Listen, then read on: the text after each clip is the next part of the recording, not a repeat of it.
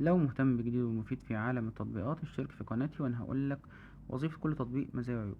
توبي آي تطبيق وسيلة من وسائل الدفع المتاحة في أوروبا، تقدر تستخدمه في أكتر من 400 ألف منفذ بيع.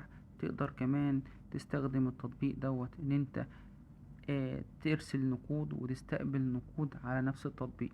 كمان التطبيق ده بيساعدك ان انت لو موجود فلوس معاك على التطبيق تقدر تحولها لمحفظتك الذكية او تحولها لحسابك البنكي.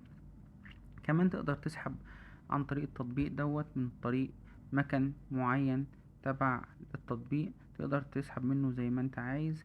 التطبيق سهل وبسيط، مفهوش اي تعقيدات. كل اللي عليك ان انت تعمل حساب على التطبيق عشان وتشحن التطبيق وتربطه بفيزة المشتريات بتاعت حضرتك عشان تقدر تستخدمه في البيع والشراء وارسال النقود واستقبال النقود، كل اللي انت عايزه. تطبيق كمان بيعمل لك عمليات دفع سريعة ويوفر لك حماية لبياناتك عالية جدا.